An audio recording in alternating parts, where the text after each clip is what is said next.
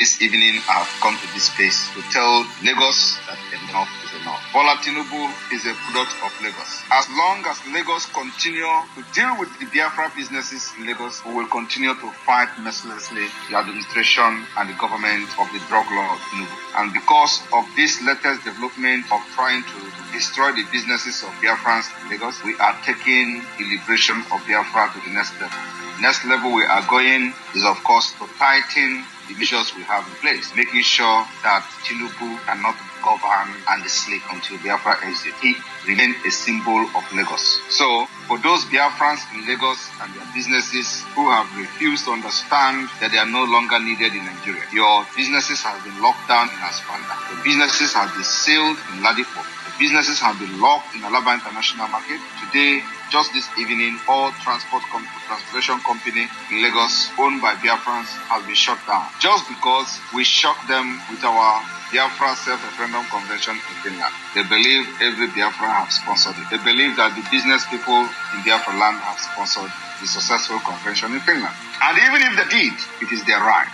That right must be respected. So this evening I have come to give Lagos State last warning. We know where to press the button and you will see your economy in Lagos will go down. We control it. Even when the majority of these people paying the biggest price for one Nigeria, the Afro people in Lagos don't even agree with me because of fear.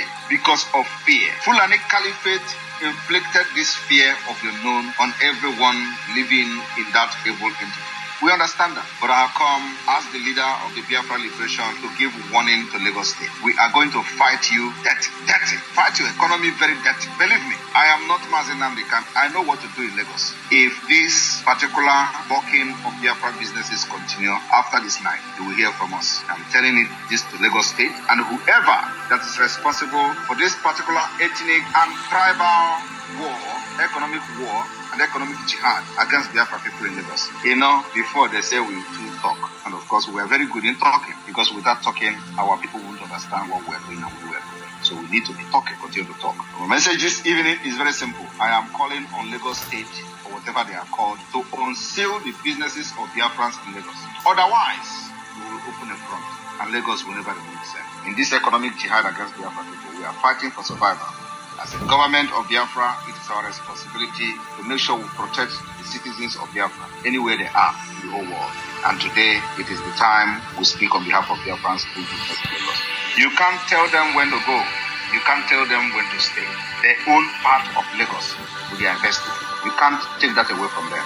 All this nonsense, rhetoric, and political correctness is rubbish. If this particular thing continues in Lagos, believe me, we will give you damage, a collateral damage that you can never ever recover from. Do not think that we have invested so much in Lagos that we can't lose it and get the back at the end of the day. Do not think that we have invested so much in Lagos that we cannot sacrifice. Believe me, we will sink this ship and everything in it, just to show you that we can bring you down to your knees. And after that, we are going to know how you are going to generate that particular revenue that you are boasting about being the number one state in Nigeria that generates revenue. The revenue is coming from Biafra business, majority of it. 70-80% of the revenue is coming from Biafra people. So if you think that you can continue to lock businesses, intimidate Biafrans in Lagos and the other 8 in Shatwa, Nigeria, believe me, we will sink the ship. Sinking the ship is very cheap for us. We have devised a means to deal with Nigeria, and we know exactly what suits each state by state, when the game will start. First of all, I have never communicated with any transportation owner, operator in Biafra. I don't need to communicate with them. I do not know who they are. It doesn't concern me. What I'm doing here is to make sure that the Biafra government live up to the expectation of the Biafra people. And making sure their interests are protected, and it is always Biafra first. So Lagos State, after this night and this nonsense continues, you will hear from us in a very, very sorry way. Once again, you're welcome back to Imokobi TV, the very TV of the moment. Here we'll bring you updates. Don't forget that everything happening in Biafra land and also in Nigeria will bring you updates. And this broadcast was made by Simon Ekpa some months ago when there was a kind of tussle between Lagos state government and Biafrans, businessmen in Lagos state, Igbo people in particular. So he had to make this broadcast to give them a warning about the steps they are taking, locking down the Igbo people's business and doing a whole lot of tribalism. Of course, we are familiar with what happened some months ago. We are familiar with it, even when the transport companies in Lagos, which are owned by Igbo people, were locked down, and what happened at Alaba International Market and all that. A lot of things happened, and then someone had to do this broadcast. Now, something I discovered. I think all of us needs to hear this. There's something, a video I saw. I would want us to see it. It is, everything said in that video is facts.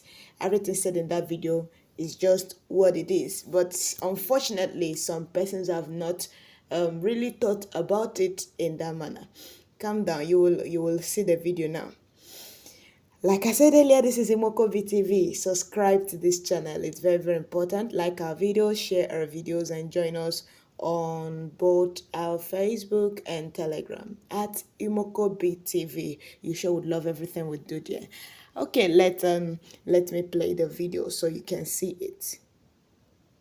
The Igbos have a proverb. They say that when you find a pregnant goat, or any goat for that matter, dead in the yam barn, it did not die of hunger. You need me to repeat that? Don't worry. When you find a goat dead in the yam barn, you know those yam barn that you build with bamboo and you see plenty of yam decorating the walls, that goat did not die of hunger. Something else killed him. We are not poor. When we were starting this interview, you asked a question about Nigeria. Something led me to describe this country to you.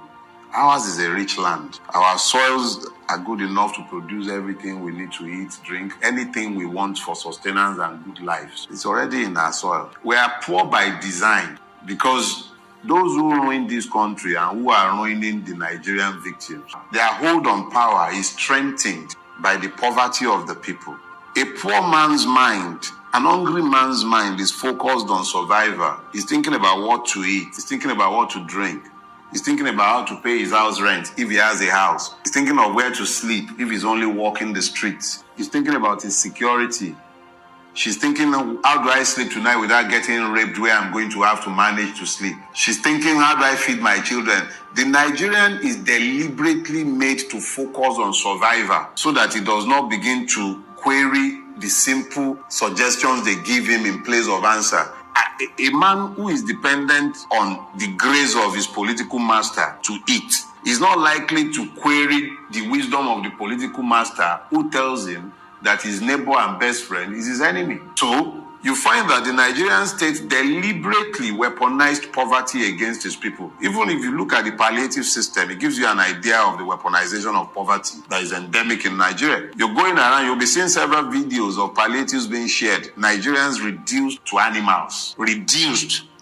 Scooping rice with sand, and we are not declared to be at war yet. You see Nigerians scooping food, hot food, off boiling pots, reduced to animals. In a country where people are flying private jets all over the place. Reduced. You see young men reduced to beggars. So in essence, the leadership. It is leadership. It is the system, the governance system. And please stop using the word leadership. Just say ruiners. Look, if you want to be kind to Nigerian ruiners, call them rulers. Rulers are fixed in the moment. It's always about holding on to power. It's about maintaining hold on power. Those are rulers. Their job is to maintain themselves in power. And that's what Nigerian ruiners are. You can't call them leaders. Leaders see a destination in their mind. When they close their eyes, they can see destinations and they lead people in the direction of their vision. What is the vision governing anybody in Nigeria? None. We're sitting down conceiving of a new road project. By the time you are done conceiving, you find that even the concept is already outdated and obsolete. You are building rail lines that are only fit for the 1960s and 1950s. You are building them in the 2020s. Everywhere else in the world, when they are conceiving rail lines, they are thinking of something futuristic that will take you from point A to point B in record time, and then they crow about it. The complete lack of vision, the lack of ambition that governs Nigeria is there for everybody to see. In fact, it's even a good thing that you mentioned it. In Do Not Die in Their War, there is a chapter there, Aremu the Lion Cub. If you read that chapter, you will find the story I told of Obasanjo Presidential Library, where Obasanjo was gifted a lion cub and he built an enclosure for the lion. So a lion is being kept in an enclosure that cannot or should not even be the space to hold a dog. And that lion cannot even be taken for walks. It looked like a emaciated boa bull the first sight I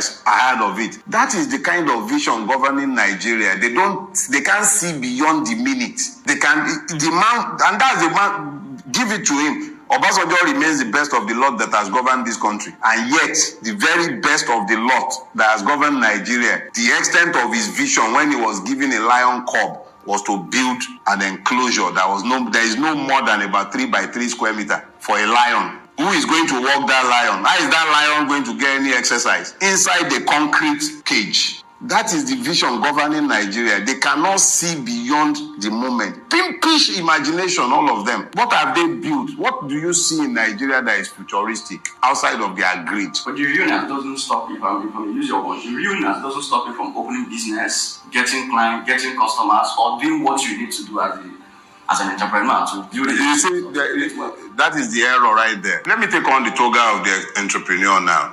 Sometimes you don't even have power for days at a time. You're running a business and it is your job to provide energy supply, power supply to your own business. Are you a power company or a tailor? Are you an hairdresser or a power company? And then you have to go and buy petrol at that outrageous amount to fuel your generator. Am I a power company? Is that not part of what the government should do? I have Megaj permanently. Look, the failure of governance, when I tell you that the poverty is systemic and is deliberate, it sounds highfalutin. We're supposed to be a capitalist country, or are we communist? We're capitalists. What is the meaning of capitalism? It means that capital is present in the place. You have access to credit. Where is the access to credit in Nigeria? There is no Nigerian bank today that can offer you a loan for less than 20-something%. What business are you going to do at 20-something% that you can pay the bank? What business? What are you going to do unless you are trading? Since when did trading become a productive part of our economy? How many people can you employ in a trading business? Manufacturing is the backbone of any economy. You have to have a manufacturing base. Even if it's an economic base, you still have to find a way to work in there. Where is the capital? Where is power? Where are the infrastructures? Where are they? But in the same system, we have those that made it, that created wealth. What kind of wealth are they creating? Gambling, Bet Naija, School Naija, Gamble Naija. Successful entrepreneurs. Like which one? Like Dangote, monopolies. Who create monopolies like the one that they were busy? Oh, okay, yes. With his new refinery, have you? Very beautiful refinery, churning out millions of barrels of petrol every day. Buhari went and commissioned it, and we were afflicted by life proceedings for hours on end on the day in question. We are a nation of liars. They have created rent seekers who make money from the putrefied system. They erect toll gates based on monopolies. So they make money, and then you're pointing at them as though that is available to everybody else. Look, young people have been reduced to gamblers, prostitutes, Uber drivers. You know how many graduates are driving Uber in Lagos and everywhere else? Because it's about the only way they can become self-employed without being dependent on the system for their livelihood. The easiest way to become self-employed in Lagos is to be able to buy a Corolla. So you buy a Corolla and you become a Uber driver. And then you have to start dealing with the madness of the Nigerian police and all the multiple checkpoints that the state has created to fleece you even more. If it was so nice, if the opportunities were so available, why would everybody be running away? The best and brightest of this country are running every day. They are not migrating, they are fleeing. Okay, so that is the message. We all need to pay attention. After some time, go back to this video, listen to that carefully. Like, this is just the truth. This is just the facts. You see, what we are facing in this country, it was designed. It is designed to ensure that people don't rise. It is designed. It is in the system. So when Biafrans are saying they are going, you just have to go and think about these things. When Biafrans are making efforts to leave this very place, you just go and listen to this again and see where the problem is. Leaders or rulers or ruiners that doesn't have any vision. It's not just about the vision. How futuristic is the vision? How futuristic is the vision? Very pimpish thoughts, imaginations, and visions, all that. I just like the way this man analyzed things in the smallest way he could analyze it. So if you are not yet here, if you're a Biafran and your eyes is still somewhere else, okay, I will stop here. All right, we'll be calling it a wrap on this note. Thank you very much for being part of this show. This is Imokobi TV, and we'll keep bringing you updates about everything happening in Nigeria and Biafra land. Please subscribe to this channel, like our videos, share our videos, comment, and don't forget also to join us on Facebook and on Telegram at Imokobi TV. Until next time, be a good citizen, represent very well wherever you find yourself. Thank you.